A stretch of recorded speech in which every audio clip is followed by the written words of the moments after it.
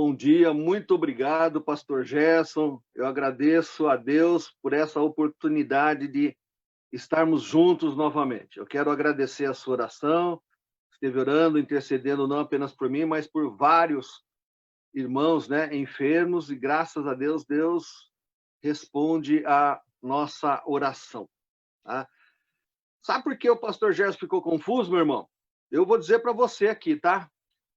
Porque a gente não pode dar os avisos logo no começo. Sabe por quê? Porque a grande maioria dos irmãos chegam atrasados na live. Parece que é um hábito nosso, nós mantemos esse atraso, né? A gente se atrasa para chegar no templo e se atrasa também para chegar na live, para entrar na live.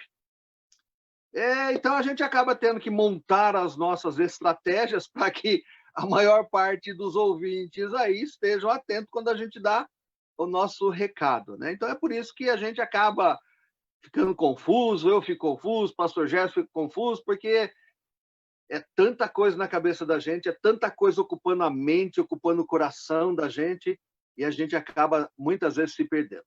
E hoje eu quero falar com você exatamente disso, muitas coisas que ocupam a nossa mente e ocupam o nosso coração. E o tema de hoje qual é? Coloca aí, Tiago, coloca aí. O tema de hoje são os ídolos que estão na nossa cabeça, que estão na nossa mente, que estão no nosso coração.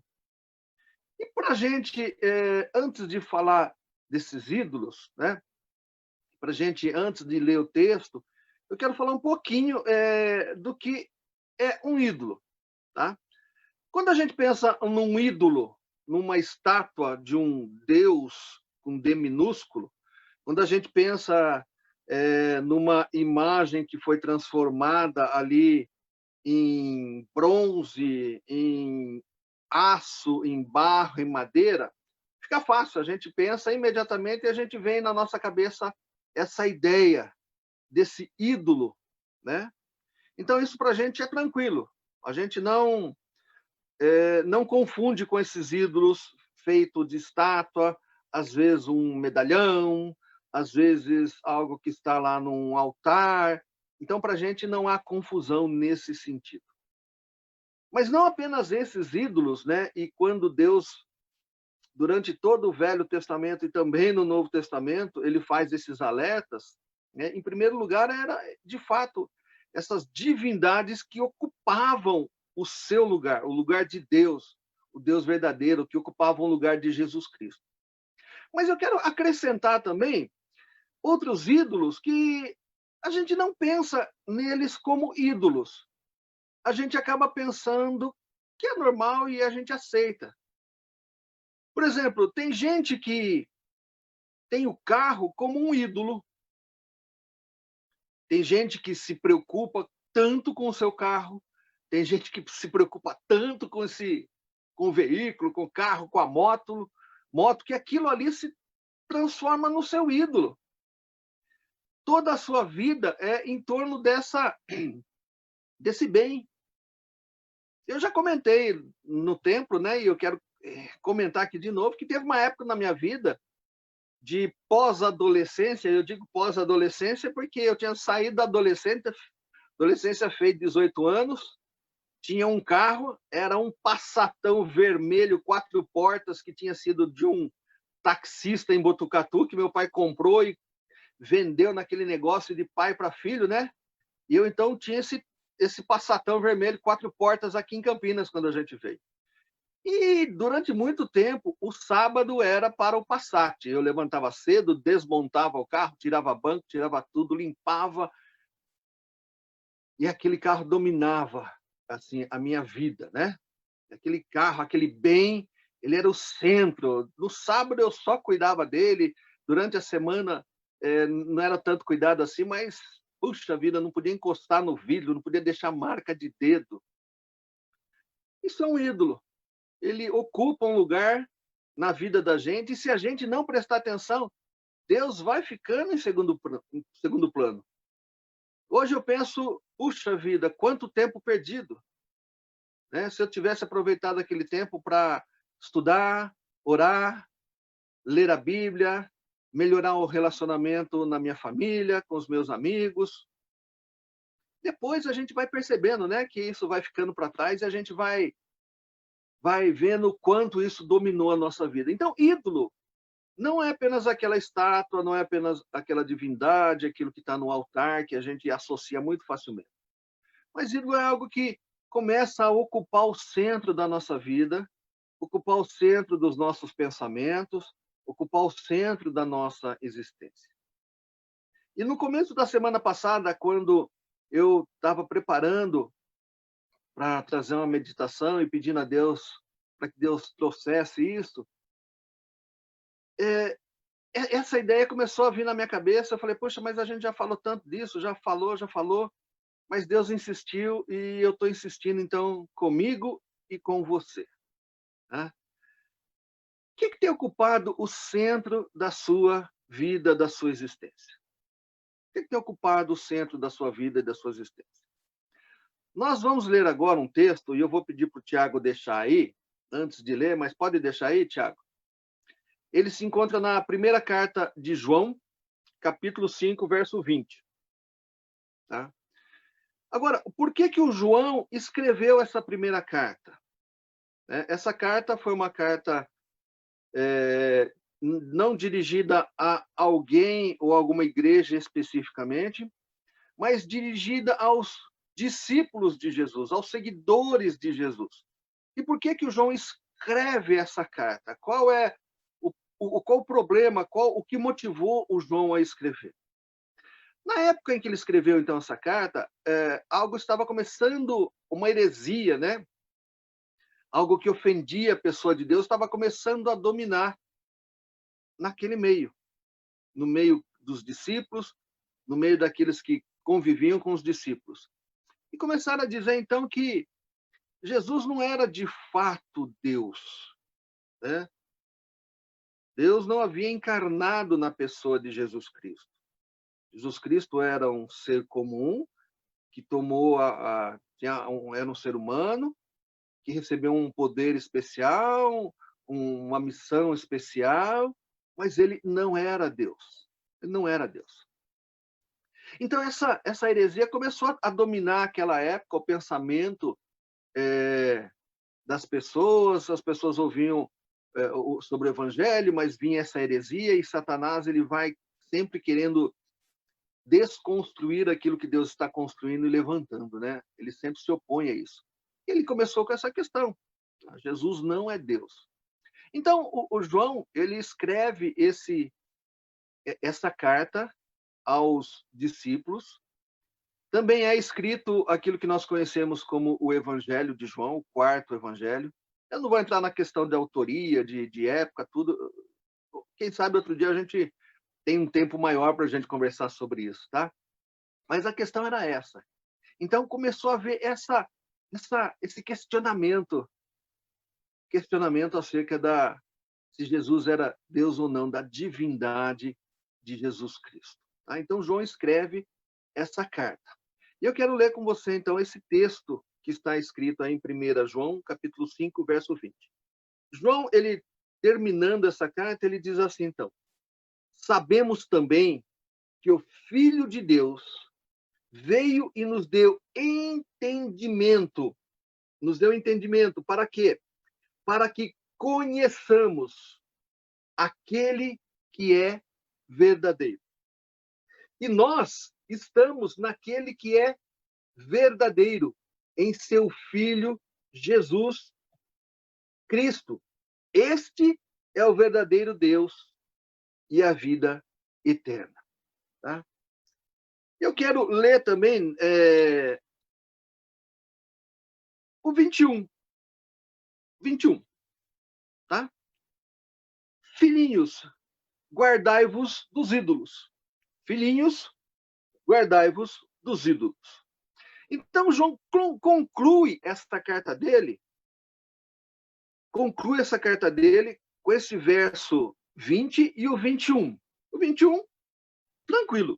Filhinhos, guardai-vos dos ídolos. Ou seja, não coloquem no coração, não coloquem na mente de vocês nada, absolutamente nada, que venha a ocupar o lugar de Deus. Que venha ocupar o seu tempo, a sua dedicação, o seu amor, tá? Deus é o merecedor de toda a nossa atenção, de todo o nosso amor, de todas as nossas forças. Tá? Todo o resto, meu irmão e minha irmã, o resto é resto. Jesus já disse isso antes, né? Buscai, pois, em primeiro lugar o reino de Deus, e as demais coisas vos serão acrescentadas. O resto vai ser acrescentado. Mas nós, seres humanos, nós temos a mania e parece que a atração de colocar as outras coisas, as demais coisas em primeiro lugar e só buscar a Deus depois, quando a gente tem tempo. Tá? Então, o João faz essa alerta. Filhinhos, guardai-vos dessas coisas, tira isso do coração. Mas no verso 20 aqui, eu quero observar 3 pontos. Tá? 3 pontinhos aqui, bem rapidamente. O bom da gente fazer isso pela internet é que fica gravado depois, né? Isso vai para o YouTube, fica lá guardado, a gente pode voltar e rever quantas vezes quiser, a gente pode questionar, né? A gente pode, e agora quando digo a gente, estou falando de mim, do pastor Gerson, de todo pregador, a gente pode corrigir, melhorar, né? Então isso é um instrumento muito interessante. Mas no texto aqui, então, o João, ele conclui a carta dele com uma certeza. Então, o primeiro ponto que eu quero falar para você aqui nesse tema nosso é a certeza. E o que é certeza? O que é certeza? Certeza, meu irmão, por definição e por oposição, é aquilo que não tem dúvida alguma. Por exemplo, eu tenho certeza que aquele monumento turístico no Rio de Janeiro está de braços abertos. A estátua do Cristo Redentor está de braços abertos. Alguém tem alguma dúvida a respeito disso? Não há dúvida. Todo mundo sabe que esse ponto turístico aí, uma das 8 maravilhas modernas da atualidade, né? O Cristo Redentor, está de braços abertos. Não há dúvida nenhuma. Outra certeza, um outro monumento, só que agora lá em Nova York, a Estátua da Liberdade, o presente dos franceses aos norte-americanos, ela não está de braços abertos. Ela tem uma tocha na mão, não é isso? Tem uma tocha na mão. Alguém tem dúvida disso? Não, isso é uma certeza, então. Tá? Agora, eu vou dizer algo que pode gerar dúvida aí. Gera dúvida em uma pequena minoria, tá? Porque a grande maioria tem certeza. Um dos melhores times do Brasil é o... Você entendeu bem, né? Um dos melhores times do Brasil é o... Então, aquele que torce, sei lá, pro time lá de Minas, vai ter certeza que é o time dele. Mas isso não é certeza, meu irmão. Isso gera dúvida, né? Será que é mesmo? Não, eu acho que o meu é melhor. Não, eu acho que aquele é melhor por causa desse jogador, por causa daquele. Então, o melhor time do Brasil, não há certeza. Isso gera dúvida. Você pode torcer para o time que você quiser. Né? Eu torço para o meu, você torce para o seu. Mas isso não é uma certeza absoluta. Então, essa questão então da certeza. O João, o autor aqui da carta, ele tem uma certeza absoluta. E qual certeza que ele tem? Ele começa dizendo assim o verso 20. Sabemos também que o Filho de Deus veio e nos deu... Depois eu concluo o versículo, tá bom? A certeza de João, a convicção dele, e que ele passa para as pessoas, tentando resolver a dúvida que começou a pairar, da heresia que começou a dominar, que Jesus não era Deus, ele vem e diz que ele tem certeza, ele discorre toda a carta. Então, ele conclui com essa certeza, com essa convicção. Deixa eu fazer uma pergunta para você. Você tem certeza de quem é Jesus na sua vida? Você tem certeza do que Jesus significa para você? Você tem certeza de que você vai receber o céu que Jesus prometeu que te daria? O João, ele termina a carta dele dizendo que ele, João, tem certeza. Ele abrange um pouquinho disso, falando acerca daquele povo para quem ele estava escrevendo. Nós sabemos, nós temos certeza. Nós, discípulos de Jesus, sabemos quem é Jesus. O que os outros dizem por aí não importa.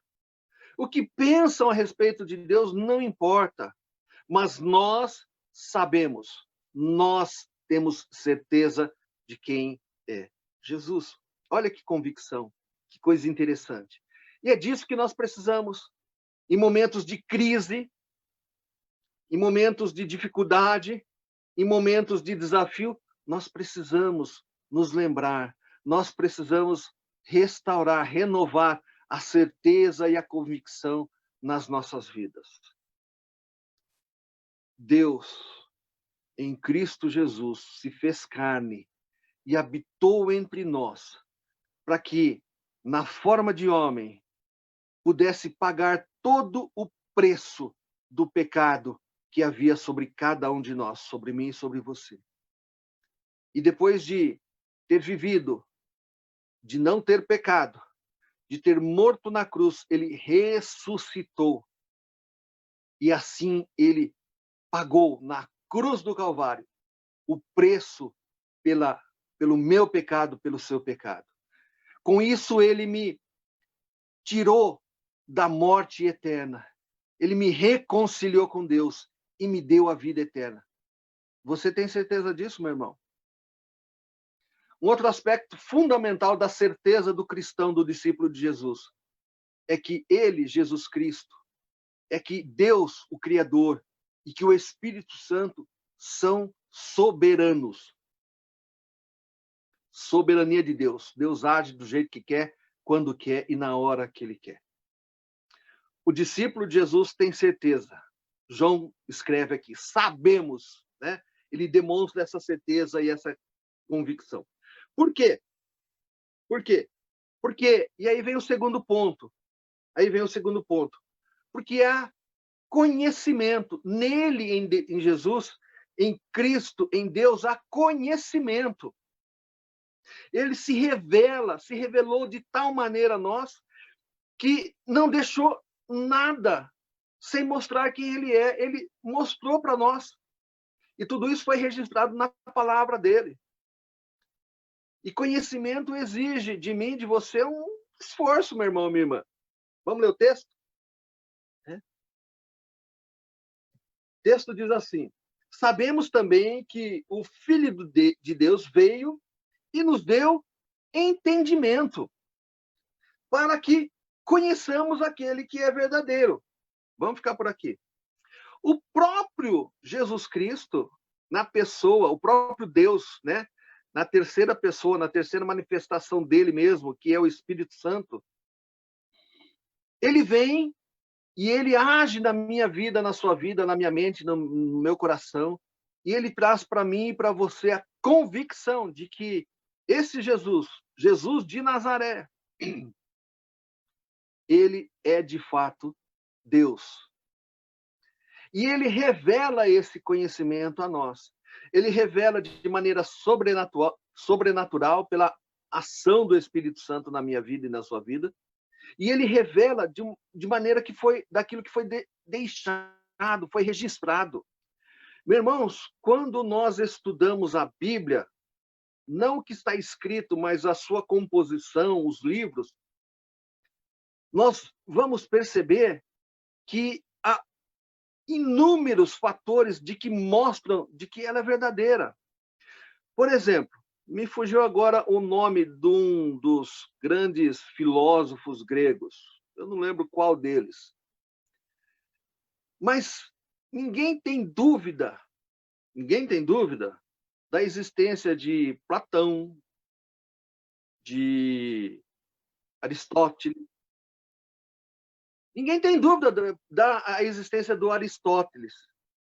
Só que a obra do Aristóteles, o número de textos, né, que fazem referência à obra dele, se não me falha a memória, não passam de 900. Se não me falha a memória. Não chega a 1000. Agora, os textos que, do ponto de vista crítico, é usado para fazer a mesma validação da existência do Aristóteles,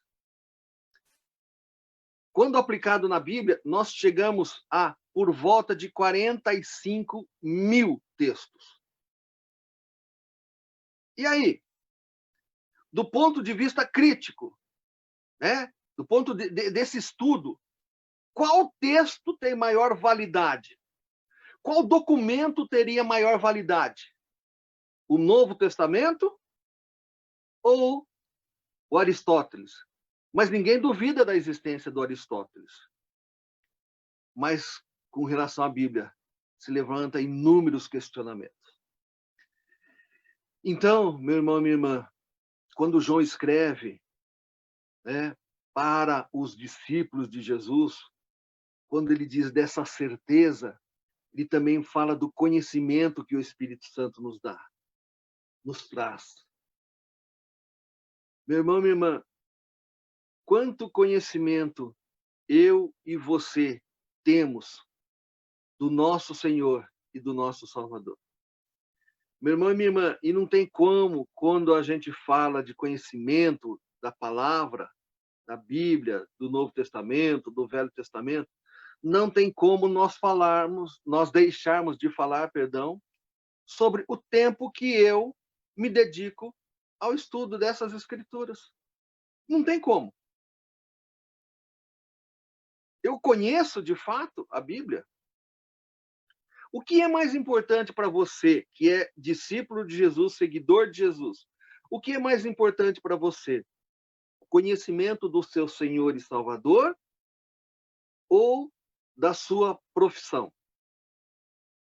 O que é mais importante? Se Jesus é o centro da sua vida, se não há outro ídolo, se a sua profissão não é um ídolo, você vai responder, Jesus, com certeza, pastor. Quanto tempo você se dedica ao estudo da sua profissão e ao estudo do seu Senhor? Já parou para fazer essas contas? Já parou para pensar nisso? O que é mais importante é o meu relacionamento das redes sociais, é o meu relacionamento no WhatsApp, é o meu relacionamento na vizinhança, que hoje está um pouco limitado, ou é o meu relacionamento com Jesus Cristo? Hã? E aí não tem como, eu vou entrar no terceiro ponto, que é o relacionamento. E o meu terceiro ponto é esse. O primeiro é a certeza, o segundo é o conhecimento, e o terceiro é o relacionamento. Quanto eu me dedico ao relacionamento com esse que eu digo e que eu afirmo ser o meu Deus e o meu Senhor? Eu, não domingo passado, porque domingo passado eu não estava bem, eu nem acompanhei o nosso culto na live, mas no domingo retrasado eu acompanhei e eu fiquei um pouco assim, qual a palavra certa, né, para eu não falar nenhuma bobagem aqui. Mas eu vou colocar a situação aqui, meu irmão. Eu vi a nossa live, né? A live é um instrumento. Tiago, você que está me ouvindo aí, me corrija se eu falar bobagem, tá bom? A live, na realidade, é um instrumento, né? É um instrumento que nós temos para transmitir algo ao vivo. Então, você está me vendo aí, nesta live, e ela é ao vivo, né? O próprio nome, a tradução aí do inglês já traz essa ideia. Mas a live, ela é um instrumento. É um instrumento para quê? Para fazer um monte de coisa. Eu poderia, numa live, dar uma receita de bolo de cenoura para você. Olha, eu vou fazer uma live, vou trazer aqui para você, vou te ensinar a fazer um bolo de cenoura. Então, seria uma live culinária, né? Ou uma live política. Olha, nós vamos conversar agora sobre o executivo, o legislativo, o judiciário, essa loucura que está no nosso país. Ou então trazer um assunto meio esquecido por aí. Olha, nós vamos falar um pouco de Covid-19. Morreram tantos, tantos estão contaminados, tantos se curaram. Então, a live, ela é um instrumento, não esqueça disso. Ela é um instrumento. Para quê? No nosso caso aqui, agora, é um instrumento que nós estamos usando, que hoje, nesse contexto, é o que nos cabe no momento. Para quê? Para nós adorarmos a Deus, prestarmos o nosso culto a Deus. No entanto, como é um instrumento muito limitado, porque só você me vê, né?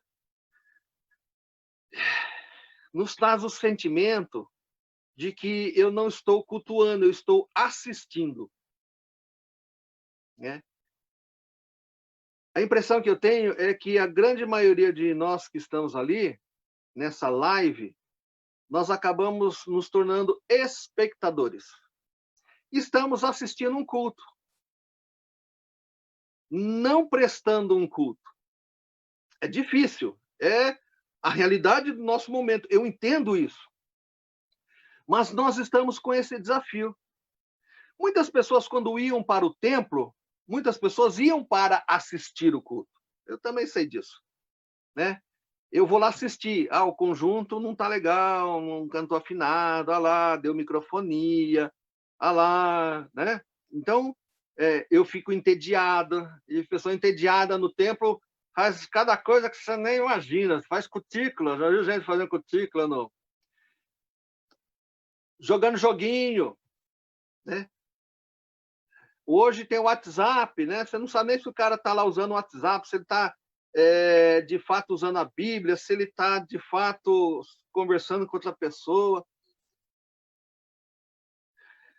Eu olhei para essa nossa live e é interessante algumas coisas que a gente faz. Eu até conversei, vai ter um papo com o Tiago para a gente, quem sabe, suprir nas nossas lives uma necessidade que as pessoas estão de se ver.